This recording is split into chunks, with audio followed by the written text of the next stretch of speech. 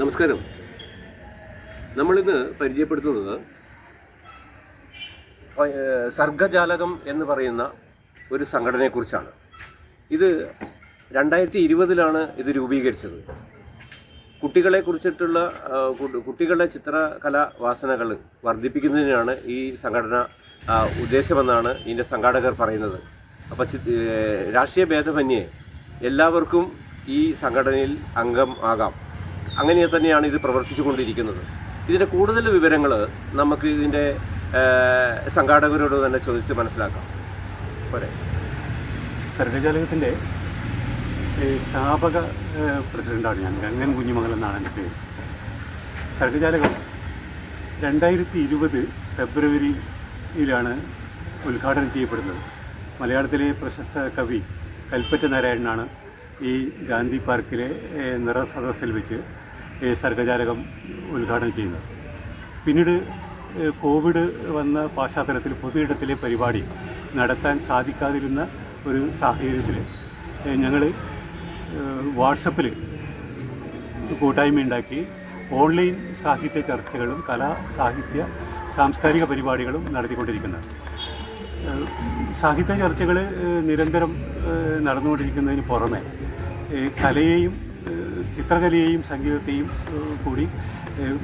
കൂടെ കൊണ്ടുപോകുന്ന സംഘടനയാണ് സർഗജാലകം. സർഗജാലകത്തിൻ്റെ ചിത്രകം എന്നൊരു പരിപാടി എല്ലാ ബുധനാഴ്ചയും നടത്തുന്ന ചിത്രകം എന്നൊരു പരിപാടി അതിൻ്റെ 300ാമത് അധ്യായം പൂർത്തിയായതിൻ്റെ പശ്ചാത്തലത്തിലാണ് സർഗജാലകത്തിൽ അതിഥികളായി എത്തിയ കൊച്ചു ചിത്രകാരുടെ ചിത്രപ്രദർശനം ഇവിടെ ലളിതകലാ അക്കാദമി ആർട്ട് ഗാലറി സംഘടിപ്പിച്ചിട്ടുള്ളത്.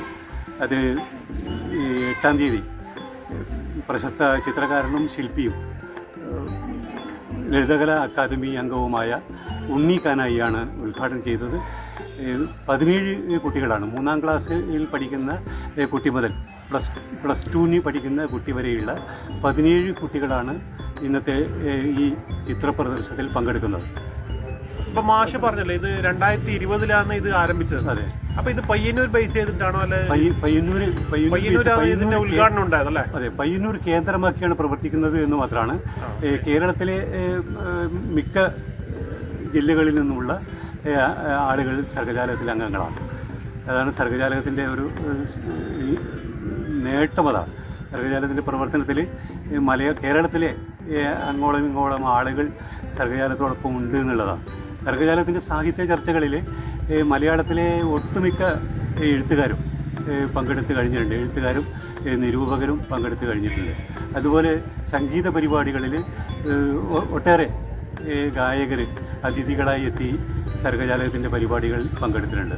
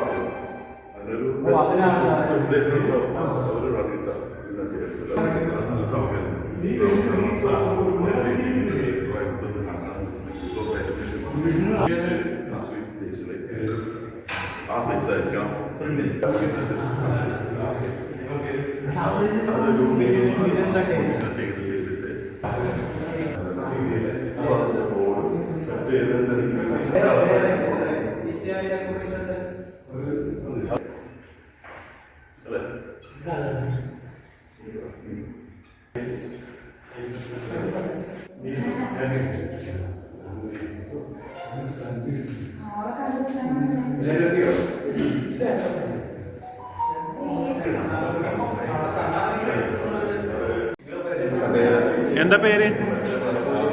സൂര്യ വിനായകൻ. എവിടെ സ്ഥലം?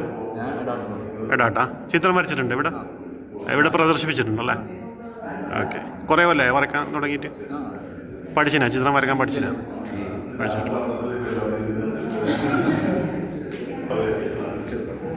എന്താ പേരെന്ന്? നിവേദ്. ചിത്രം വരക്കലുണ്ട് കുറേ വർഷമായിട്ട് ചെറുപ്പത്തിലെ വരക്കുണ്ട്. പെൻസിൽ ഡ്രോയിങ് അങ്ങനെ കളർ എല്ലാം വരക്കലുണ്ടല്ലേ? എവിടെ സ്കൂളിലെടാ? എത്രയാണ് പഠിക്കുന്നത്? +1.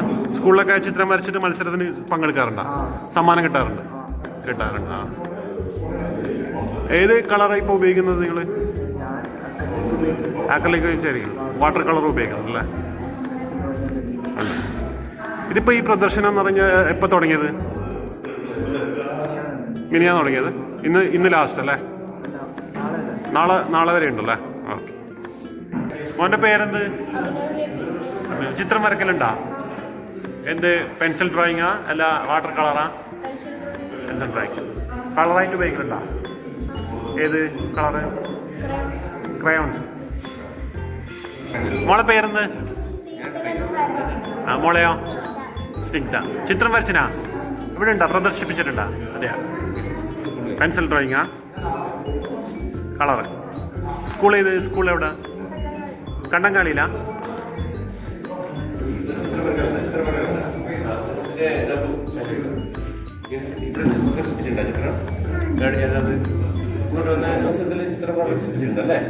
മോളെ പേരെന്ത്?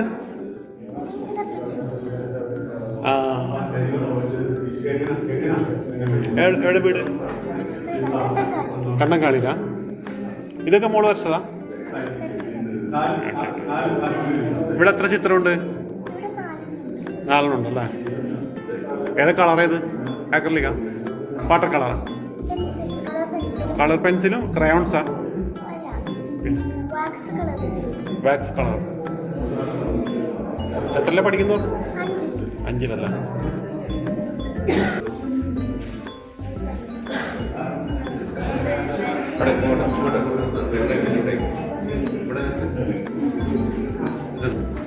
മോള് വരച്ചതാ ഇത്? ഇതേത് കളർ? ഏത്? വാട്ടർ കളറാ? ക്രയോൺസ് ഉണ്ടാ ഇല്ല? മോളെ ചിത്രം ഏത്? ഇതാ ക്രയോൺസ് അല്ലേ? ഇതാ മോളെ പേരെന്ത്? സർഗജാലകത്തിൻ്റെ ചിത്രപ്രദർശന വേദിയിലാണ് നമ്മളിപ്പോൾ ഉള്ളത്. അപ്പോൾ ക്ലാസ് നടക്കാൻ പോവുകയാണ് ഇവിടെ. അപ്പോൾ ഈ വീഡിയോ നിങ്ങൾക്ക് ഇഷ്ടപ്പെട്ടുവെന്ന് കരുതുന്നു. നിങ്ങളുടെ വിലയേറിയ നിർദ്ദേശങ്ങളും അഭിപ്രായങ്ങളും ഈ ചിത്രപ്രദർശനത്തെക്കുറിച്ച് കമൻറ്റുകളായും അഭിപ്രായങ്ങളായും നിങ്ങൾ അറിയിക്കുമല്ലോ. കൂടാതെ ചാനൽ സബ്സ്ക്രൈബ് ചെയ്യാനും മറക്കരുത്.